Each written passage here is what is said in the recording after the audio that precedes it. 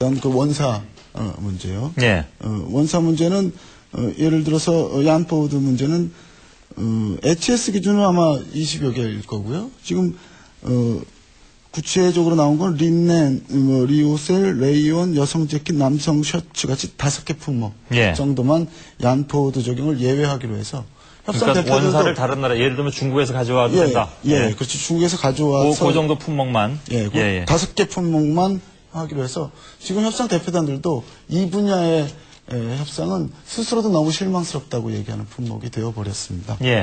동의하시는지요? 우선 제가 이 섬유 분야에 대해서 아까 우리 사회자분께서도 물론 우리가 공세를 피긴 폈지만 가장 또 미국으로 볼 때는 어려운 점이 있는 그 분야거든요.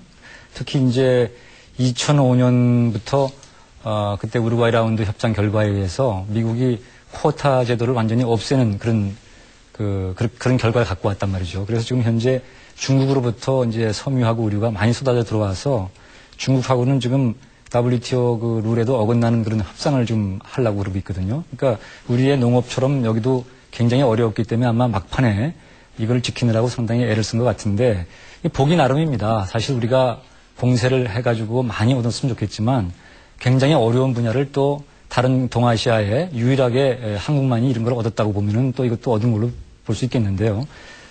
지금 얀포드 같은 것도 이게 뭐 저도 모르겠습니다. 이게 주요 품목이라고 하는데 HS 코드가 몇 개로 들어가면 이게 더 넓어질 수도 있고 작아질 수도 있겠지만 어쨌든 저는 얀포드에 대해서도 조금 완화를 받고 또 이 수입 기준으로 61%라는 건 맞는 얘기입니까? 우리 이 사무실 정부 발표 자료를 인용한 겁니다. 그게 맞다 그러면은 관세 철폐비는 이 품목이 아무리 많아도 사실 우리의 메이저 그 수출 품목에 대한 그 수입액이 차지하는 그 품목이 관세 철폐가 되면 우리한테 유리하게 되기 때문에 61% 정도면 괜찮다라는 평가죠. 관세 철폐가 하도 얀포드가 적용되지 않으면 관세 철폐 그렇죠. 혜택을 못 받는 거죠. 물론 그렇죠. 물론 그런데 이 정도의 그러니까 뭐 보기 나름입니다. 이건 뭐 전혀 못 얻고 실망스럽다 할 수도 있는 거고 엄청나게 어려운 걸 갖다가 조금 우리가 얻어냈다 할 수도 있는 거기 때문에 섬유는 우리의 쌀 같은 분야를 우리가 그래도 공략을 했다라고. 그러니까 그 비판하는 분들은요, 요만큼 얻어내기 위해서 사실은 기업 정보를 다 갖다 줘야 되는 게 아니냐. 그러니까 그 중국 상품의 어떤 우회 수출 같은 것을 막는다는 방지책을 미국 쪽에 제기하기 위해서, 그러니까 증명해주기 위해서 우리의 기업 정보 같은 것을 다 넘겨주게 돼 있는데.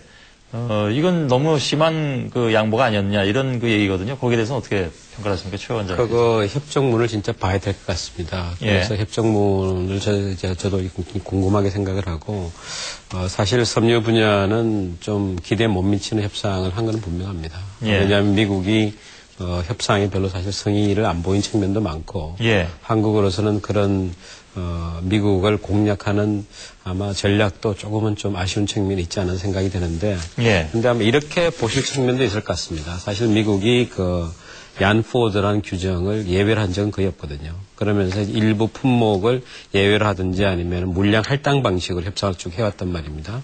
그러면은 우리 한국 같은 경우에 이제 그 원사업계하고 그 직물업계하고 이 의료업계하고 조금 그 서로 시각이 다릅니다. 예를 들어서 국내에서 실을 생산하는 업체는 얀포드 규정을 하면은 자기들한테 유리한 측면이 있죠.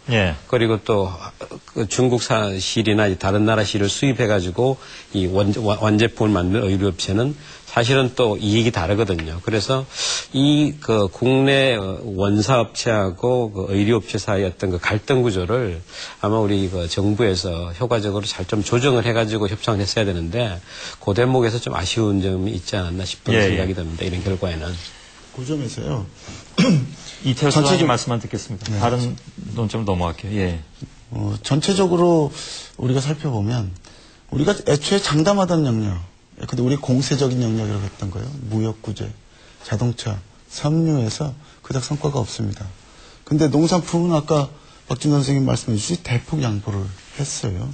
그 다음에 의약품에서도 상당한 약가 비용 상승 같은 게 예정됩니다. 그래서 전체적으로 교역으로 보면 우리가 얻은 것보다는 우리가 이렇게 상당히 많은 것으로 그래서 상품 무역 분야 이 분야에서는 전체적으로 협상이 실패한 게 아니냐 이렇게 봐도 좋지 않겠습니까? 지금 이태호 처장께서 지금 갑자기 마무리를 해버리시면 안 됩니다. 지금 시간이 좀 남아 있고요. 지금 말씀하신 가운데 한두 개 정도는 저희가 시간이 좀 짧더라도 좀 다뤄봤으면 좋겠는데 섬유 문제에 있어서는 대부분 그 내분의 의견이 그렇게 크게 차이 나는 것 같지는 않습니다. 그러니까 찬성하는 쪽에서도 조금 미흡함, 아쉬움을 좀 말씀해 주신 편인데, 방금 말씀하신 내용 중에 무역구제 문제가 걸려 있습니다. 이건 뭐 조금 복잡한 문제긴 합니다만, 저희가 그 FTA를 토론할 때 이 문제 몇 번 다루기도 했으니까 아마 쭉 지켜봐오신 분들께서는 금방 아시리라고 믿는데요.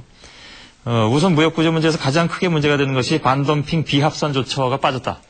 그러니까 예를 들면 우리가 이건 아주 줄기차게 미국 쪽에 요구했던 것인데, 미국이 특정 품목의 반덤핑 피해 판정 때 다른 나라들, 예를 들면 대표적으로 중국산이 되겠죠. 중국이 덤핑을 가장 많이 하니까 중국산이나 동남아산 등과 별도로 한국산만을 좀 처리해달라. 그러니까 그쪽 덤핑은 워낙 폭이 크다면 우리는 안 그럴 가능성이 크니까 우리는 따로 좀 덤핑 관세를 매기든가 해야 될 게 아니냐. 그런데 그쪽하고 같이, 그러니까 동남아산이나 중국산하고 그 덤핑 폭이 큰 나라들하고 같이 합산해서 조치해버리면 우린 그만큼 손해 아니냐. 이것만 막아도 상당 부분 무역 구제 부분이 해결될 수 있다라는 것이 우리 측의 입장이었는데, 이게 받아들이지 않은 부분에 대해서는 많이 좀 아쉽다. 그리고 우리가 기억하시겠습니다만 우리 협상단이 이 문제를 굉장히 집중적으로 다루겠다고 얘기한 바 있거든요. 여기에 대한 그 아쉬움은 분명히 남는 거 아닐까요?